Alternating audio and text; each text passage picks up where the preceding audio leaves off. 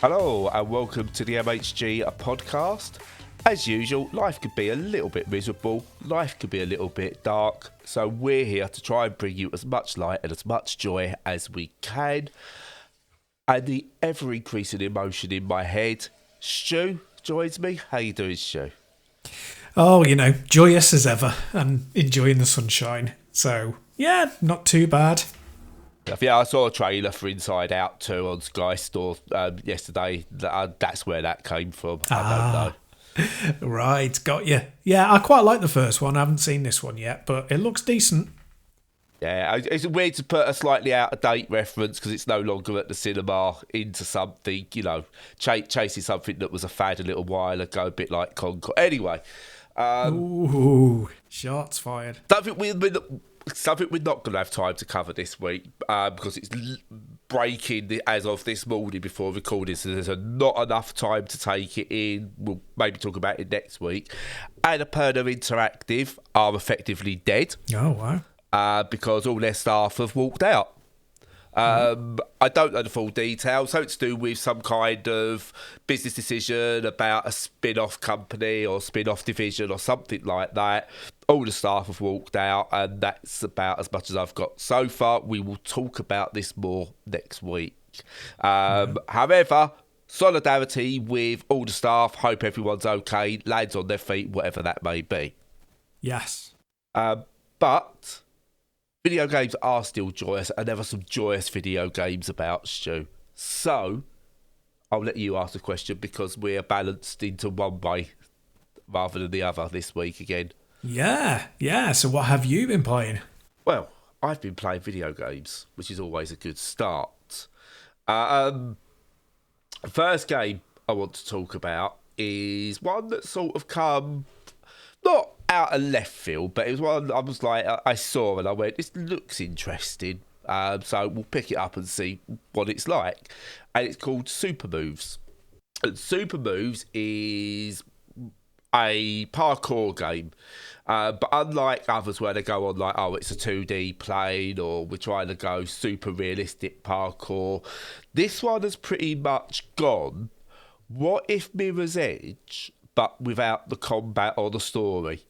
And it sort of nails it, but not quite. So it's a first person or third person because you can change the camera. Basically, parkour time attack or racing game as well. Depends on sort of like how you're playing it. So imagine Mirror's Edge maybe mixed with Trackmania.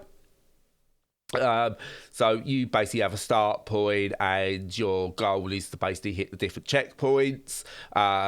The more you're running, the better your inertia, the faster you go, the easier you take obstacles, all that kind of thing. It's very colourful, it's very bright. The sense of it being a Mirror's Edge style running and parkour thing works really, really well. The camera bob is there. You feel like you're actually aiming for where you're going to go. You're not held up in first person. In fact, it's better in first person than it is in third person. You've got this mix of levels that are both grounded in reality and then just like dreamlike type things. So it's kind of not taking itself seriously, but it does in certain respects. So you've really got to think about how you're running. It's not as if you get a ton of special power-ups to help you do silly things. It's still fairly grounded there. But the obstacle courses you run are brilliant. What I like about it, it is an online focus game. So there's a lot of like online options, PvE, PvP, that kind of thing, leaderboards. But it does also have a single player element, and a lot of the online stuff can be done solo, so it's like time attack and stuff like that, but there is a lot of offline stuff there, which is really, really good. Unfortunately, because of the game there is grinding to be done, and I don't mean that in like a pun kind of way, to unlock, new equipment, not new equipment, sorry, like new outfits and things like that.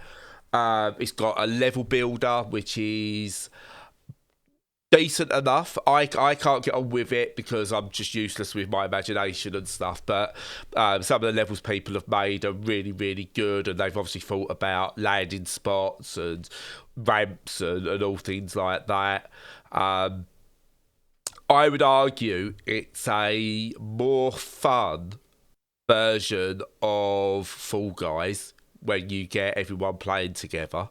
Because it's more grounded in reality and all that kind of thing. But yeah, it's a really, really good parkour game. It's not going to be anything that's like completely groundbreaking. It's not going to be in anyone's game of the year list or anything like that. But for what it is, and just over a tenner, it's just a lovely fun time. Yeah, I mean, I'm absolutely love Mirror's Edge and Ghost Runner and all that caper, and it does seem fairly intriguing. I mean, it being mostly online focused puts me off a little bit, but if it's reasonable enough as a single player, then it might be something I look up. Yeah, there's a good few hours to be had in single player. And there will be levels people... I got this early access, as an early release code. So there wasn't that many levels. So it's kind of like Trials HD in that way that eventually there will be, hopefully, if this gets enough traction, there will be enough levels people have made that you can try offline as well. And you can make your own if you really want to. And I said, there is like this online, actually everyone's racing focused, but there's also this just like, you can play the tracks yourself and leaderboard. So it's online in the way Trials was online, if that makes sense, most of it. Yeah, that does actually sound fairly intriguing. Yeah. Yeah. As I said, literally just over a tenner. I don't think you could go wrong. If you get it and play it for a weekend, you imagine a good, like you've gone to the pub for an evening, you're going to do more than that in drinks. So even if you play it for a weekend, it's done the whole thing where there's like a deluxe version with a soundtrack and stuff. Unfortunately, I think the soundtrack was... I don't even remember the soundtrack, so I don't think you needed the deluxe version, in all fairness. But yeah, I think it's worth it for what it is. They've priced it right. It's fun. I don't think I'll be playing it this time next year, but I'll have had my money's worth. Nice, good stuff. What about you? What third-rate old game have you been playing, Stu? I've been playing a little bit of tat called Astro Bot, and it's game of the year. That's it. I'm finished. Yeah, that's what I've gathered. It's the first game that's made me go, I really want a PS5. Not a Pro because I'm not stupid, but I really want a PS5. Yeah, well, there's a lot in that statement, and it's really good to unpack it, because what they've done is they've justified it being a PS5 game, and by what I mean by that is it uses everything that the PS5 can do, pretty much. All right, doesn't do ray tracing. That's about the only thing. So you're sitting there, you've got your DualSense, and it uses everything that the DualSense can do. So it's got full HD rumble, it's got full haptic feedback, it uses the speaker for communicating noise from the game. It also uses the microphone for you to, interact with the game as well. Basically, if you think of it as taking all the innovations that the Mario games and other Nintendo properties have brought in over the years, where people are like, oh, is that going to work? Blowing on your console, and then going, oh, yeah, that's really cool.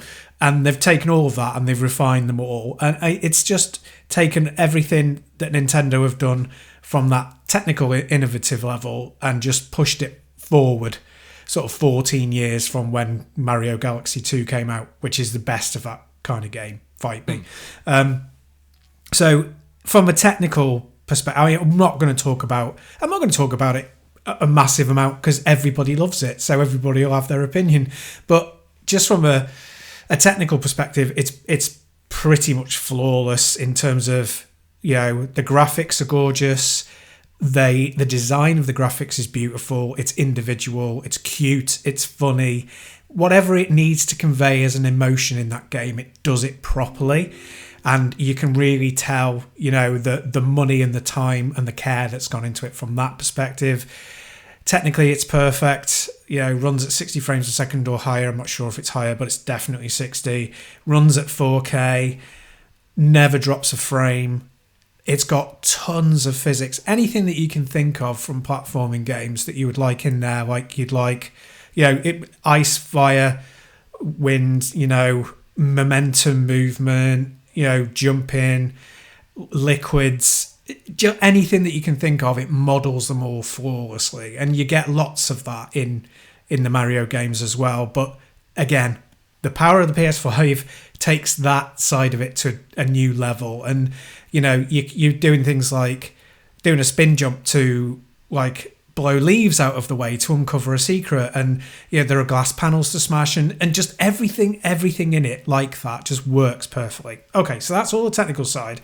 So the only controversy that there's been around it, if controversy it can be called, is it as good as a Mario game? So there's a couple of things there. One, I don't think it's necessary to compare them. I mean, clearly it's got some big Mario influences in terms of the fact that you're playing in a parkour-y open space like you would in a Mario game, and it doesn't take the, we was playing Penny's Big Breakaway earlier this year, which is very, very Sonic 3D.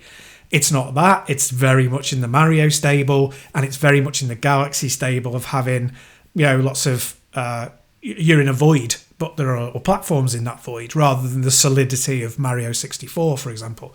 So it's got that as well.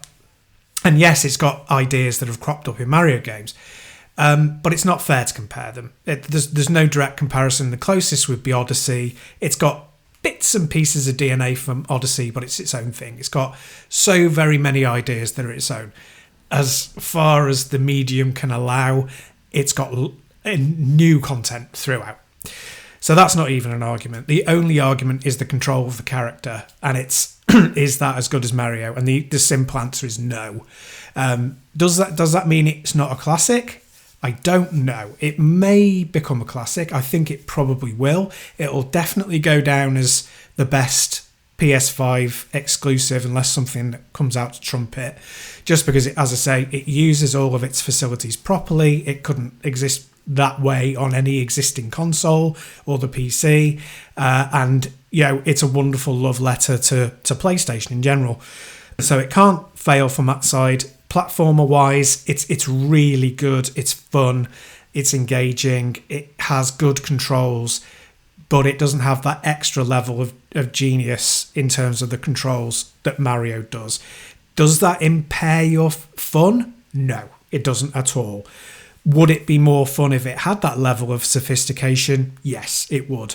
It's the one negative I'll say. It doesn't, as I say, it probably doesn't stop it being an all-timer if that's what it's going to be, but it definitely is an area where you could go, yeah, no, this is great and I love doing these things, but the only coda to that is that you have lots of add-ons, like ability add-ons along the lines of Mario Sunshine kind of thing, or Luigi's Mansion style, where you've got extra abilities because of the things that you're carrying on you, and those are great, and those add another dimension. So not many arguments to fight on that front. And finally, the only important thing is it fun? And it takes fun in this area to a kind of new level outside of the whole world of Nintendo. I think it's the probably the most fun and most lovely platformer. And we're a mental health gaming podcast, and mental health wise, it's a joy. There's no negative from it whatsoever. It's a pure fun, pure engagement, brings the fun back to games in a way that you don't really see very often.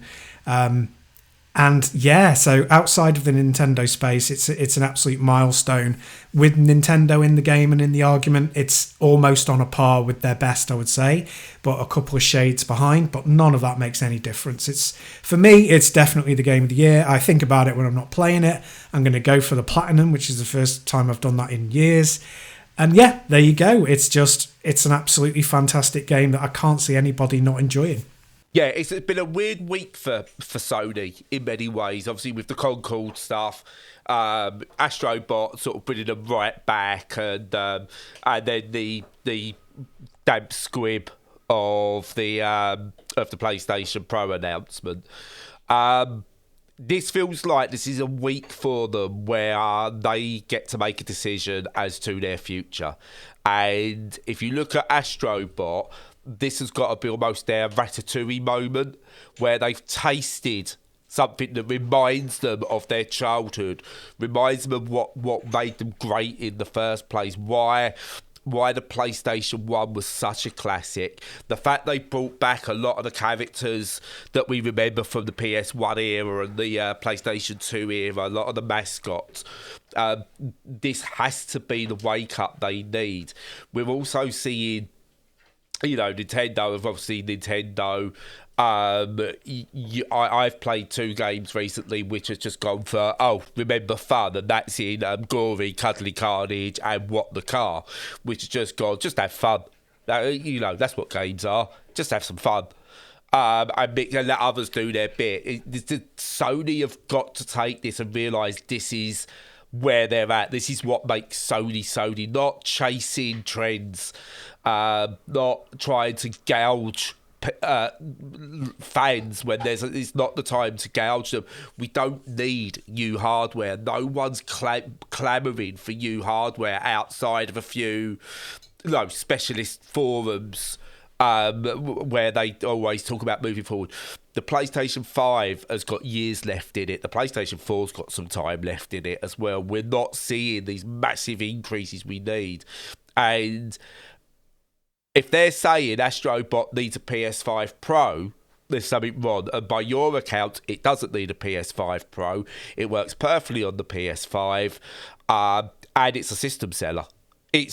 I've seen nothing that's made me go, I must have a PS5 until I saw this, and the more I've heard about it, I've gone from, I wouldn't mind getting a PlayStation 5 to, I need a PlayStation 5.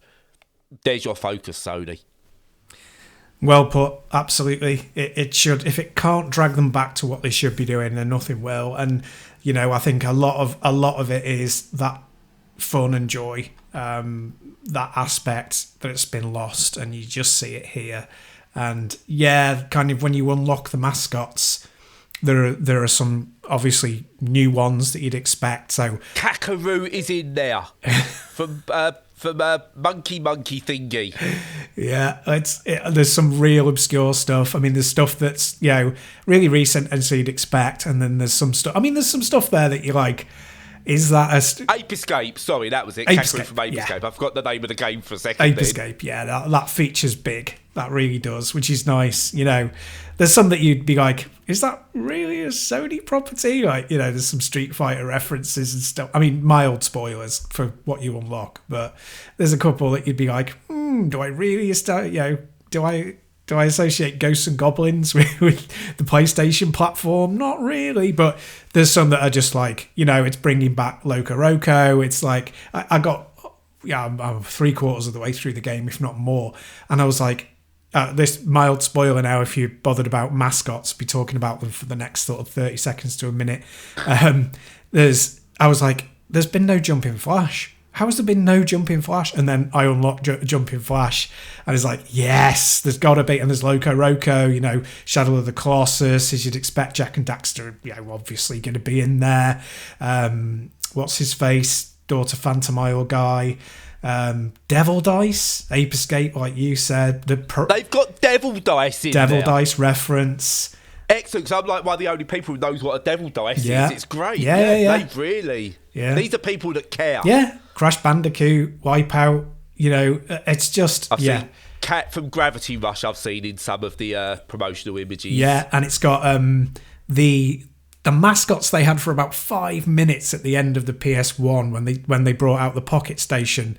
I can't remember what they're called. One of them's Neko. There are 2 cats that are shaped like... Oh, yeah. They were very big in Japan, the 2 cats. Yeah, they're in it. So, it's just like... It's like putting on a plate bib back ribbon? to them what Has it got bib ribbon? Oh yeah, absolutely, it has. Yeah. Oh, sweet. Right, okay, yeah, I'm dead right. Okay, it's my birthday next week, Stu. So I need to buy you a PS5.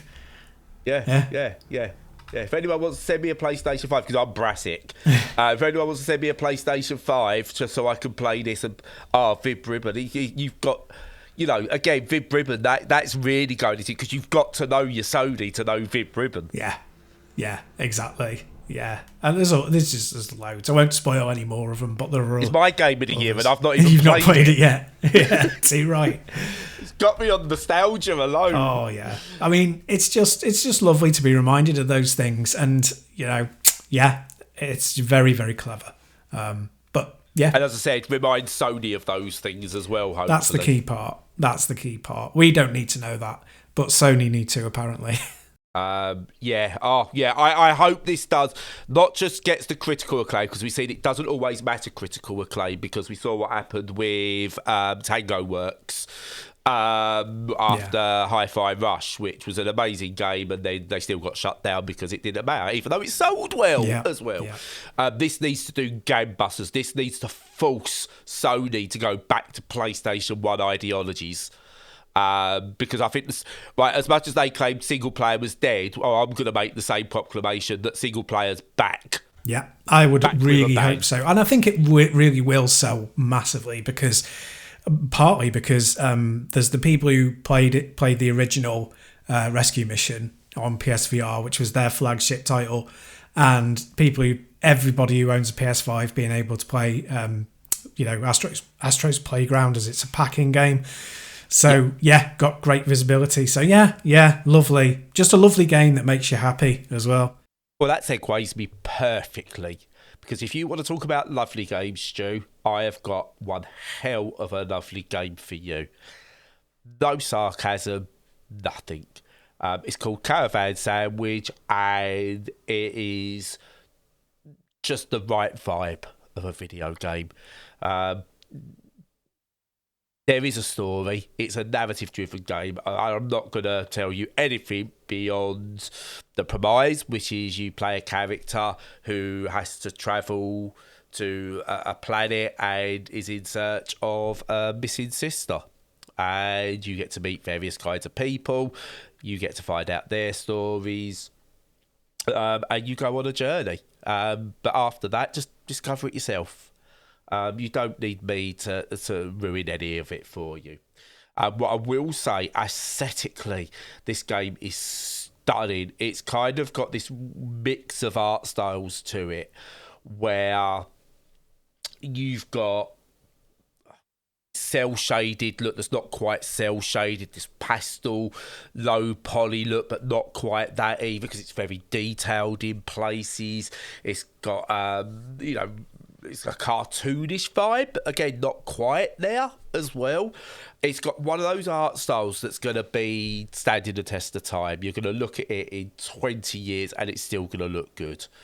But obviously a game needs more than that.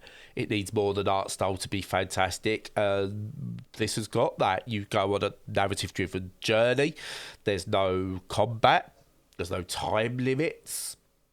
Nothing like that standing in your way. The game wants you just to experience the world at your own pace. The no combat thing is just brilliant, because the joy of this is in discovery. It's in working out some puzzles that aren't really puzzles. They're not set out as puzzles, but you do need to do a bit of working out. But again, no pressure, get it wrong, take your time working out things. There's collectibles. You can, again, take your time finding those. And it all just develops the story. And there's these amazing different biomes you go to, and it's got this sense of post-apocalypse to it. But instead of going down that route of the post-apocalypse is the worst thing ever and everyone, like the human race, basically eats itself, this kind of gives a message of, what if there was some kind of apocalypse, we're living in it and there's a hope, we can rebuild. It's kind of got that sense to it. So there's a sense of community which the characters drive as well, such as like there's these new parents. They've got a baby. You can tell the baby's causing them issues, but not in a negative way. It's just they've got a new parent vibe about them, and that comes off of them, such as their relief for being out at one point, and it's just charming. The characters are charming. A mix of like humanoid characters and animal-based characters. And it just all comes together really, really, really well. And yeah, I've spent a good few hours in Caravan SandWitch so far, and I will spend more time with it because I've not finished it yet, and I just don't want to be taken away from the world it's presented. Yeah, you know, you are given, like, the caravan from it is you're given this vehicle that you can traverse around in, hence that. But you do spend a lot of time in there, but you're also encouraged to get out and go on foot and do exploring that way. Characters will give you other missions, which, again, you're not forced to do. At least not straight away. You're not even forced to do them at all if you don't want to, I think, some of them. Just do whatever it is you feel's right within the game, and it's charming, it's relaxing, it's beautiful to look at. The soundtrack is lovely, the characters lovely, the writing's really good. Just absolutely everything about this game just oozes quality. And yeah, single player's back again, baby. Yeah, you mentioned this one last week, I think it was, and I immediately looked it up and I was like, oh yes, I want this. But considering the fact that I've got Warhammer Space Marine 2 and barely touched it because of Astro Bot, I'm like, yeah, Caravan SandWitch is on the list, but it's going to be down the line a little bit. But I'm really glad that it's as good as it looks, because it looks phenomenal. It looks lovely. And it just seems to like fill that niche of like comfy gaming. But, you know, pushing it a little bit further than just comfy gaming. And it's nice to, again, see something that's, you know, indie devs and so glorious looking and really filling in the gaps that the big lads aren't really doing anymore. Yeah, and again, with it being a single player game, you can pick it up now, you can pick it up later, and you're not missing out on anything. And that's the thing I like. I've got so many single player games that I can take my time with, because I don't feel like, unlike Concord, unless you're playing it instantly, you're going to lose out. Yeah. So more of this, less of the fad chasing, please. Yeah, absolutely. And next week we'll definitely have a chat about you know, the future of game graphics and the PS5 Pro and where that sits in the pantheon and all of that. And the state of whatever's going on in the world of video games. Yeah. And talking about knowing the state, I'm going to flip the segue on its head. Talking of knowing the state of video games and knowing when you should be done, I'm going to shut up now. Fair play, indeed. Yeah, so a lot to cover really next week, especially as we're starting to ramp up into the quote-unquote holiday season, as it were, and all the releases coming out for that. But yeah, lots to look forward to, which is good. So until next time, as usual, check out all of our content. Make sure you're following us. Make sure that you join on Discord if you want to chat with us about any topic you like, including mental health, including games. And apart from that, until next week, stay safe and stay sane.